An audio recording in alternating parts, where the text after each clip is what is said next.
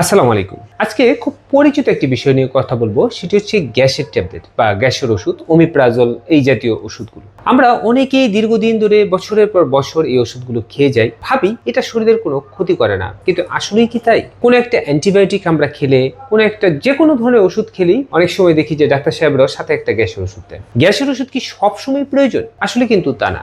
গ্যাসের ওষুধ দীর্ঘদিন খেলে কিছু শারীরিক সমস্যাও হয়। যেমন আপনি যদি সবসময় গ্যাসের ওষুধ খেতে থাকেন, তাহলে আপনার ভিটামিন বি 12 অ্যাবজর্পশনের হার কমে যাবে এবং সেক্ষেত্রে আপনার যে ক্যালসিয়াম শোষণ করার ক্ষমতা শরীরের সেটিও কমে যাবে। আলটিমেটলি আপনার হাড় ক্ষয় হবে, ব্যাক পেইন হবে, এই জাতীয় নানান জটিলতাগুলো তৈরি হবে। আবার গ্যাসের ওষুধ কিন্তু আপনার পাকস্থলীর অ্যাসিডিক এনভায়রনমেন্টটা নষ্ট করে দেয়, এতে করে কিছু ব্যাকটেরিয়া সংক্রমণের হার বেড়ে যেতে পারে। তাই অপ্রয়োজনীয় গ্যাস্ট্রিকের ওষুধ খেয়ে আমরা না বলি এবং অপ্রয়োজনীয় গ্যাস্ট্রিকের ওষুধ খাওয়া থেকে নিজেকে বিরত রাখি।